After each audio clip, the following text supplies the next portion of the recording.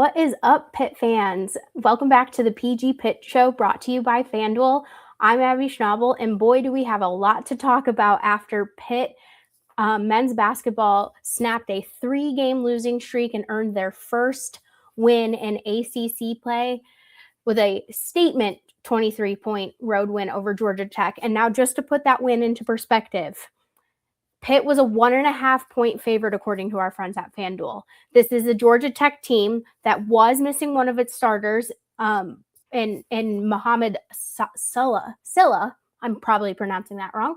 But this is still a Georgia Tech team that only lost to Duke at 6 points, and Pitt just came to McCamish Pavilion and beat them by 23 points. And this is after we've seen some not so great performances from Pitt. You know, rebounding has been an issue all season. Getting production and playing a full 40 minutes has been an issue all season. And a majority of the things that have plagued this Panthers squad weren't present in Wednesday night's game.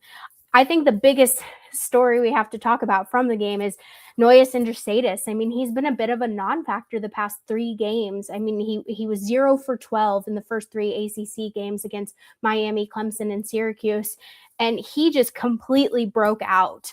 I mean, he came off the bench, scored a career-high 16 points on 5 for 9 shooting, added 4 rebounds, 4 assists, and 3 steals. He wasn't the leading scorer. He wasn't even the second leading scorer, which just goes to show you how great this game was for the Panthers offensively. But Jeff Capel has been talking about how he lost a lot of his confidence and was trying to get out of a bit of a slump. And yeah, he definitely got out of a slump. He was confident shooting, attacking both the perimeter and the paint. He was facilitating for teammates and just was a nice little boost for this team that has been struggling. And not only is it a boost for the team, it's a mental boost for Indrusaitis, and it could be a big turning point for the sophomore guard. Continuing on with the offense, this was a very balanced scoring affair. And, you know, I think we say it a lot that they have 2, 3, 4 double-digit scorers, but this was the first time it felt like it flowed really well. You know, Brandin Cummings once again dropped 23. Barry Dunning snuck in one last shot to get 17. Cam Corrin continues to be consistent for the Panthers, even though he played about 12 minutes less than we usually see him. He had 15. Indrusaitis, as we already said, had 16. And then Roman Sailepa was, you know, pretty quiet in the second half due to some foul trouble, but he even got into the double digits with 11. Going back to Brandin Cummings for a second, he just continues to dominate off the bench. The move from making him a starter to putting him on the bench ended up really helping this Panthers team. And that's not saying that he's not a starting caliber player, because he definitely is. He just provides a bit more of a punch and energy from off the bench. And between him and Nojus Indrusaitis, that was just a huge advantage for Pitt to have 2 guys come off the bench to produce that many points. I mean, even everyone on the bench was really contributing. Kieran Mullen hasn't played a lot this season. Honestly, was supposed to redshirt this season, but due to Pop Conte's injury, losing Deshaun Jackson before the season started, he's had to play a bit more. And while he was only on the court for about 8 minutes, it was the most he's played in an ACC game. He didn't have any points, but he did have 3 rebounds. And his defense, I thought, was some of the best we've seen from him, even though it was a bit of a short time. You know, the biggest takeaway when you look at how Pitt played today, it's just this balance creates a harder team to defend and really allows the Panthers to sustain leads even with foul trouble, because you have to remember both Roman Sailepa and Cam Corrin and Barry Dunning and Brandin Cummings were all in foul trouble in the second half of this game. But that didn't stop someone from, you know, making a transition 3 or setting another player up for a dunk, or Roman Sailepa, who hadn't scored into the last 4 minutes of the second half.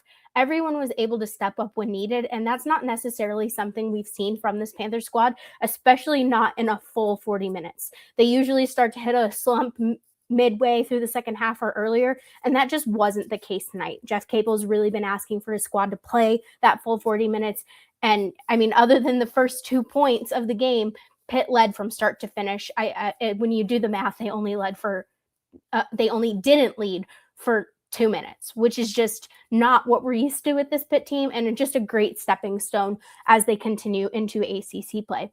Another thing I want to point out is the inside play as well as the perimeter play, because it was very, very, very equal today.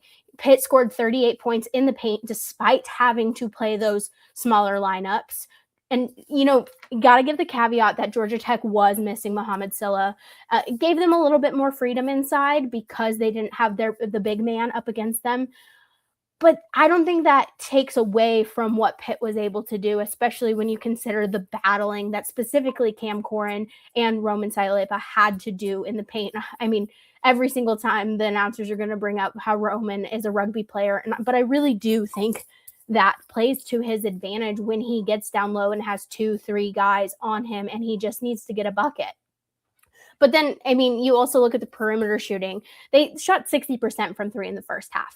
They finished with 42.3% from three, 53.1 overall, with 4 different players hitting three-pointers. And that's, Roman Sailepa, who's continued to do it, Barry Dunning Jr., Brandin Cummings, and then Nojus Indrusaitis, who hadn't been able to make shots in quite a while. And when you have that dynamic inside and outside combination, it made Pitt just tough to defend. Mismatches were exploited because Georgia Tech couldn't just guard the guys on the outside and they couldn't just guard down low. And it created a lot of opportunities for Pitt to have an open man, and if not an open man, an easy option to go to more often than not.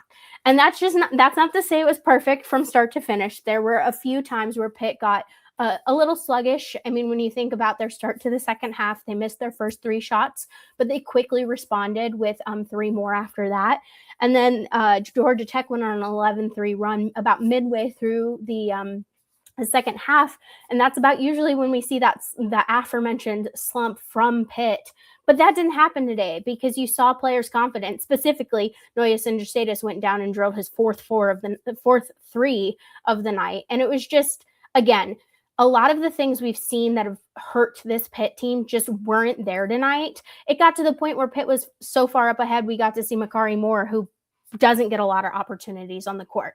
And I know that was a lot of talk about the offense, and which leads me to the next thing is just this defense, was slug, I'm going to say it was a little up and down, but for the most part, it was very, very dominant. And that's huge, especially coming off of the past 2 games that they had where the defense, just the Syracuse game where the defense was a little bit of the biggest issue.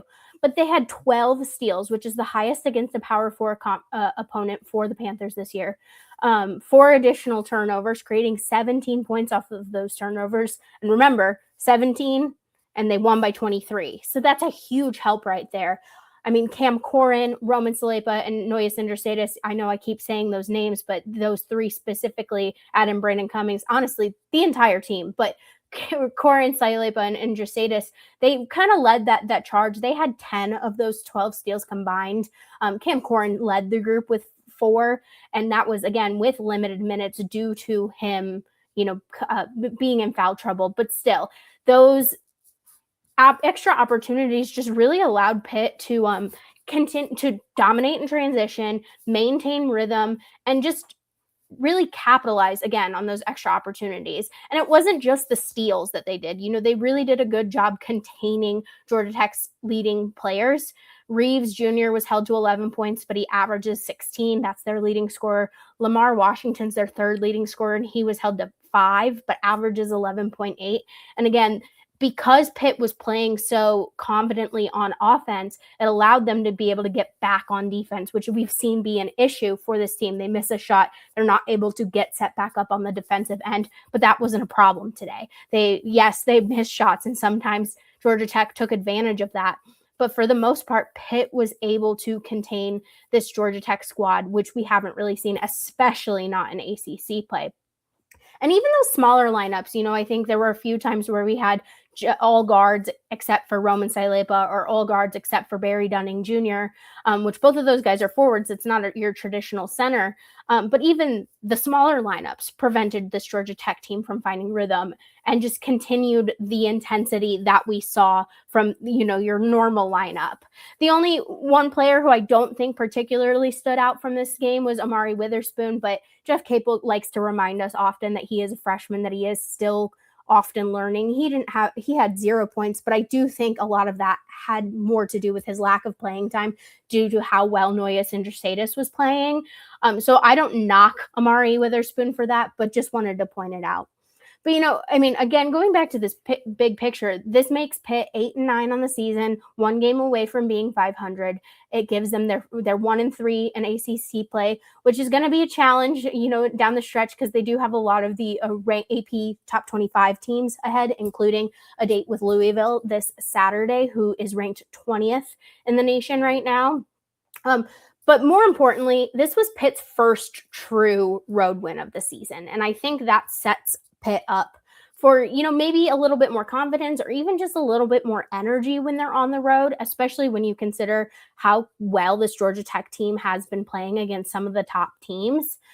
There are other, road games, West Virginia, Villanova, and I'm missing one, but either way, they're 3 road games. They all lost, and it was because of those issues we've talked about, and that just wasn't the case in Atlanta.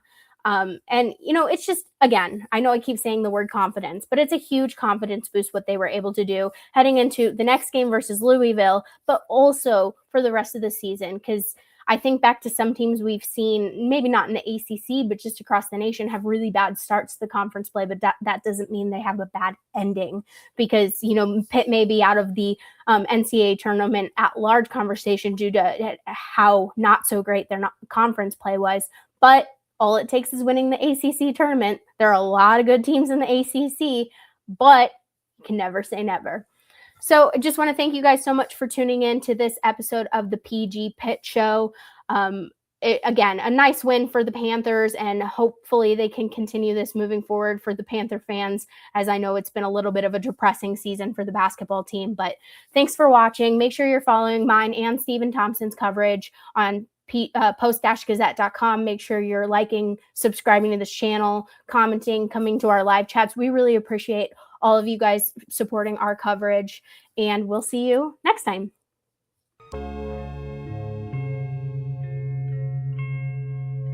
Thank you for checking out this content from Post-Gazette Sports. If you watch this video on YouTube, please like the video and subscribe to our channel. For all of the sports coverage the Post-Gazette has to offer, visit post-gazette.com.